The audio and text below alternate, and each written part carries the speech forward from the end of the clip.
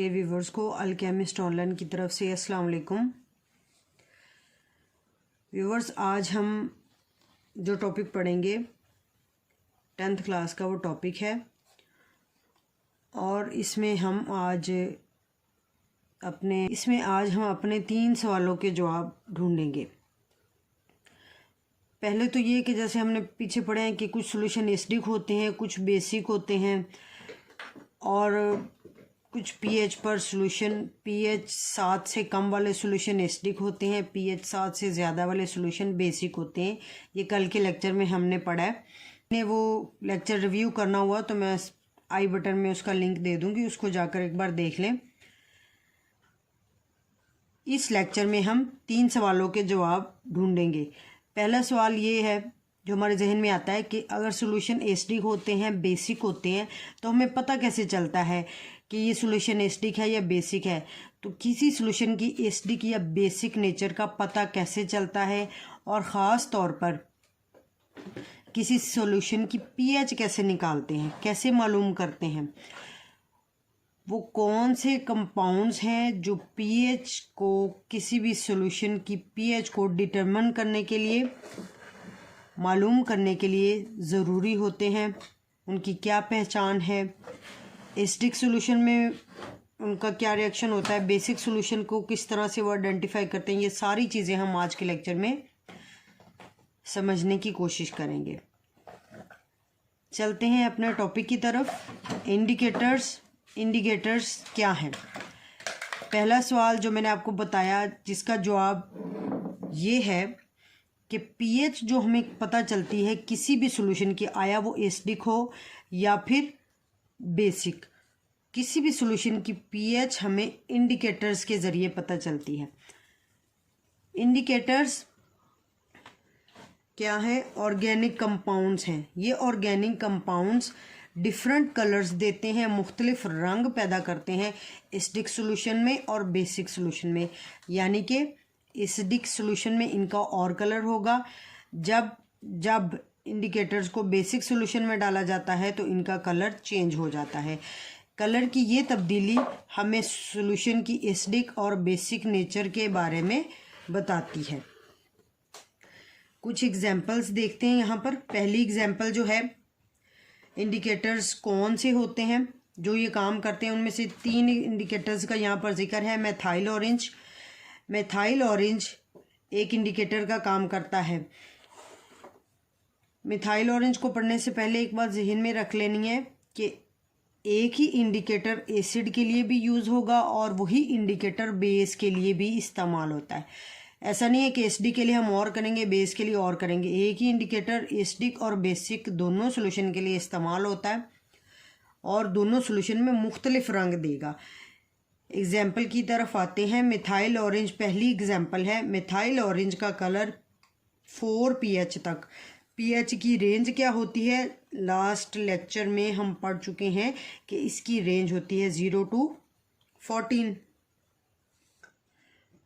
4 pH तक ऐसा solution जिसकी pH 4 होगी या 4 से कम होगी, उस सॉल्यूशन के अंदर जो मिथाइल ऑरेंज होगा ये रेड कलर देता है। और अगर कोई ऐसा सॉल्यूशन हमें दिया जाए जिसकी पीएच की रेंज हद 4 से 14 तक हो, यानी कि 4 से ज़्यादा हो और 14 तक जाए, तो उस सॉल्यूशन के अंदर जो मिथाइल ऑरेंज होगा उसका जो कलर है वो चेंज हो जाएगा येलो कलर में। इंडिकेटर है वो पूरी पीएच की रेंज को कवर करता है और हमें मुख्तलिफ रंग दिखता है मुख्तलिफ पीएच की रेंज पर। यानी कि मिथाइल ऑरेंज 4 pH जब हो जाती है तो इस पर अपना कलर चेंज कर लेता है। दूसरे इंडिकेटर जो है यहाँ पर वो है लिटमस इंडिकेटर। लिटमस जो है ऐसे सॉल्यूशन जिनकी pH 7 होती है, 7 pH तक के सॉल्यूशन जो होते हैं उनमें जब लिटमस डाला जाता है तो लिटमस जो है उन सॉल्यूशंस के अंदर रेड कलर देता है।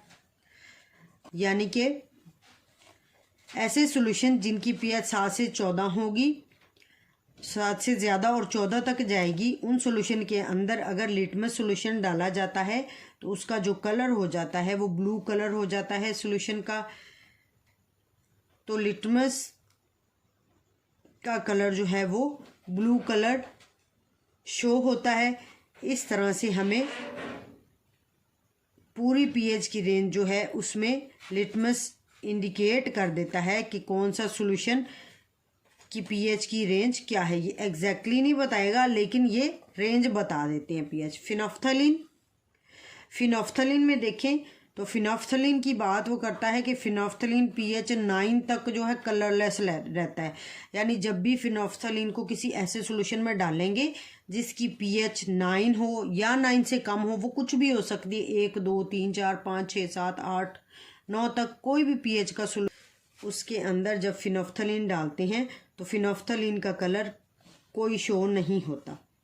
लेकिन जब पीएच की रेंज 9 से 14 तक चली जाती है, यानी 9 से ज़्यादा और 14 तक, कोई भी सॉल्यूशन का पीएच हो 10 11 12 13 14, किसी भी पीएच के सॉल्यूशन में जब आप फिनोफ्थलीन डालेंगे उसमें फिनोफ्थलीन का जो कलर शो होगा वो रेड शो होगा। और इस तरह से फिनोफ्थलीन कंफर्म करेगा कि जो सॉल्यूशन आपने लिया है उसकी रेंज 9 to 14 है। इस तरह से ये मुख्तलिफ तरह के इंडिकेटर्स हमें बताते हैं कि जो सॉल्यूशन हमारे पास है उसकी पीएच या पीएच की रेंज कहाँ तक है। क्वेश्चन का आंसर कि पीएच का पता कैसे चलता है, हमें किसी भी सॉल्यूशन की पीएच हम कैसे मेजर कर सकते हैं।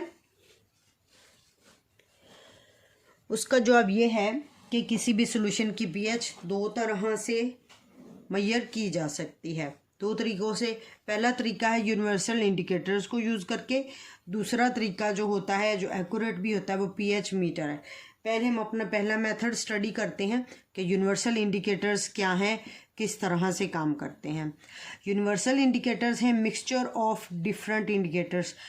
असल में मुख्तलिफ इंडिकेटर्स को मिलाकर यूनिवर्सल इंडिकेटर्स तैयार किए जाते हैं।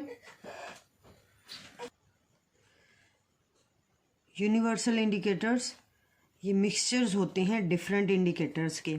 असल में मुख्तलिफ इंडिकेटर्स को मिलाकर एक मिक्सचर सा बन जाता है। उस मिक्सचर को यूनिवर्सल इंडिकेटर का नेम दे दिया जाता है और फिर उनको एक पट्टी की फॉर्म में इकट्ठे जोड़ लिया जाता है। ऊपर रंग होता है, नीचे उस रंग की रेंज की पीएच होती है। इस तरह से जो भी सॉल्यूशन में पेपर डिबोने के बाद जो कलर आता है उसको मैच कर लिया जाता है रंगों की उस पट्टी के साथ, और किसी भी सॉल्यूशन की पीएच जो है वो निकाली जाती है। इन मिक्सचर इंडिकेटर्स को यूनिवर्सल इंडिकेटर्स और पीएच इंडिकेटर्स का नाम दिया जाता है। इनके काम करने का तरीका इस तरह से है, ये इस तरह से वर्क करते हैं कि यूनिवर्सल इंडिकेटर्स के साथ एक पेपर दिया जाता है।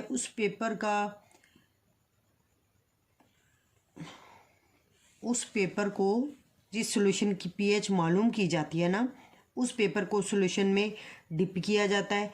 डिप करने के बाद पेपर का कलर जो है थोड़ा सा चेंज हो जाता है। जो चेंज हो जाता है उस कलर को फिर रंगों वाली पट्टी के साथ, जिसको हम यूनिवर्सल इंडिकेटर बोलते हैं, जिस पर तमाम इंडिकेटर्स होते हैं जिनकी रेंज 0 से 14 तक होती है, ऊपर रंगों की पट्टियाँ होती हैं। रंग की जिस पट्टी के साथ उस पेपर का कलर मैच होगा, उसके नीचे जो पीएच लिखी होगी उस पीएच को कंसीडर कर लिया जाता है अननोन सॉल्यूशन की पीएच के तौर पे। इस तरह से यूनिवर्सल इंडिकेटर इस्तेमाल करते हुए किसी भी सॉल्यूशन की पीएच मालूम की जाती है। जो दूसरा ऑथेंटिक तरीका है जिसमें कोई गलती की गुंजाइश नहीं, वो है पीएच मीटर। इसके साथ ऐसी होती है कि इसके साथ मीटर लगा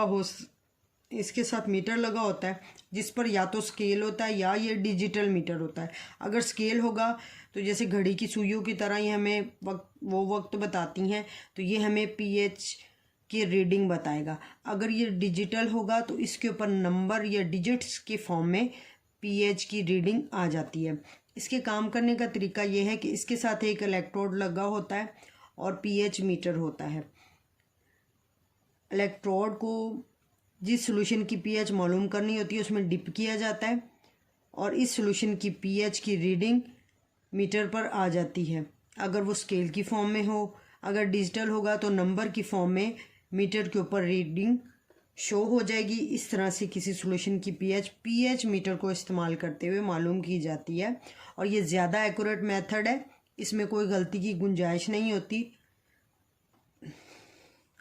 इस वजह से प्रैक्टिकल्स में ज़्यादातर पीएच मीटर को यूज़ करते हुए किसी सॉल्यूशन की पीएच मालूम की जाती है। आज का लेक्चर हमारे यहाँ पर ख़त्म होता है।